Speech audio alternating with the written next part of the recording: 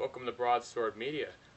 This is part 3 of the week of Bourne. We're reviewing the Bourne Ultimatum. This is my favorite Bourne so far, right? This movie starts off right where the other one finishes, right? Bourne is hurt. He is, fleeing. People are after him. It leaves off in Moscow, where the last one, where supremacy pretty much ended. So the best thing about this film is it knows exactly what it is, right? The pacing is a lot better than the other ones. It jumps right in. It doesn't take a whole lot of time to set things up. It knows what it's doing. And, it's really interesting because they jump around a lot in the movie, right? And they're telling a lot of story. And what I really love about these films is that they take themselves seriously. When I'm watching this movie, it's as though they've taken a real story, right? And now they're just presenting it in movie form. Yeah, I fully agree. The story is very realistic. All the things that, most of the things that happen in the movies is something that you can do in real life if you have the skill set and ability, which is one of the things I love about this movie. And not only that, but just like you, I actually think that the Bourne Ultimatum is actually the best of the current Bourne trilogy. And for a few reasons, like you said, it jumps around, but the way it jumps around is it does it in a very good way. It makes sure that when it does jump around, you still know what's going on currently. Oh yeah, you know where you are, you know what's happening, you know who you're with. Yeah. At least most of the time. There are some guys that kind of look alike, but you just kind of, you have to go with it, and the movie challenges the audience. Yeah, and it does so better than the last two movies. Mm-hmm. Pretty much as you're watching this movie, you're learning information, you're picking new things up, and then as the movie goes along, you're picking up speed, right? And you're heading towards what they want it to be the end of the Bourne trilogy. So in the Bourne Ultimatum, Jason Bourne, of course, is still being chased down. He finds a British reporter who's doing a report on some organization called Blackbriar, and Jason Bourne eventually finds out that Blackbriar is actually Treadstone, just renamed, upgraded. He tries to pursue it, and of course along the way, eventually the people after him finally see him, and they pretty much chase after him the whole movie. So in the second movie, they bring in Pamela Landy to deal with the Bourne problem, right? She wants to communicate with Bourne. She wants to figure out what's going on. Everybody else really wants to kill him, right?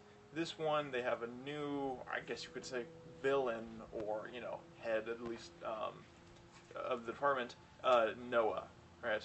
And pretty much from the get-go, Noah is saying, kill him, take him out. We need to cover our own tracks, right? We're in trouble. We're all standing in the mud, and this could get very, very messy if information Bourne knows is found out. Yeah, exactly.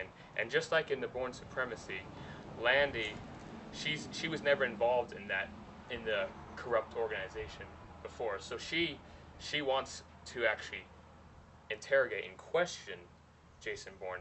She wants to know his real motives, and actually wants to know the real story behind what's going on.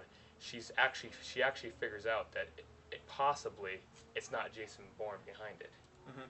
She was actually brought into the program. What I believe happened was to be kind of the fall guy, in a sense, where if things went bad, they could, throw her to the wolves.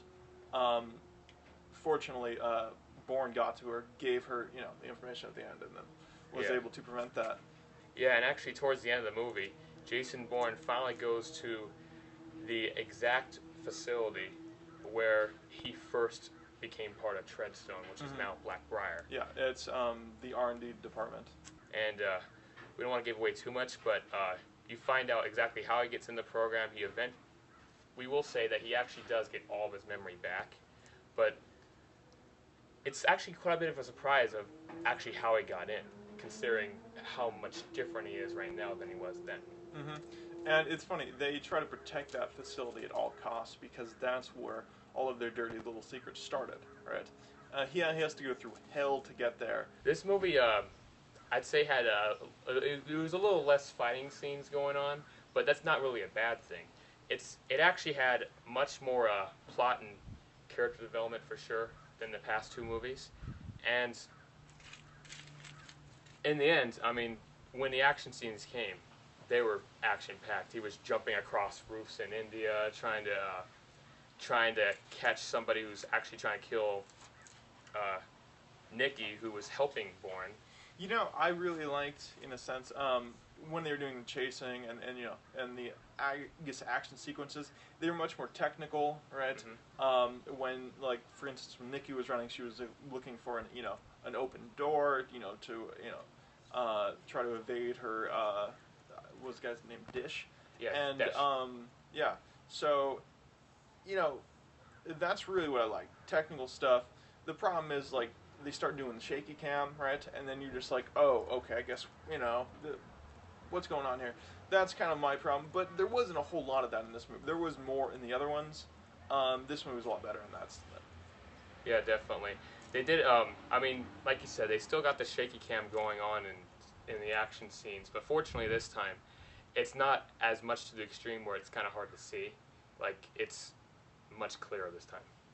This was by far my favorite of the Bourne trilogy so far, right? It had better pacing, there was more stuff going on, and the story really just wrapped itself up very, very well. I'm going to give this an 8.8. Yeah, personally for me, I also think it's the best of the Bourne trilogy. I love the first two movies, but I think this one actually beats both of them. Oh. So I couldn't really find any flaws in it, so I'm giving it a 10. That brings our average to 9.4. So go check out the Bourne trilogy. Get ready for the Bourne Legacy coming out very soon, which will break the trilogy, August 10th. So, as always, like, comment, and subscribe. And what is your favorite Bourne movie? Let us know in the comments below. All right. We'll see you next time when we review the brand new Bourne Legacy.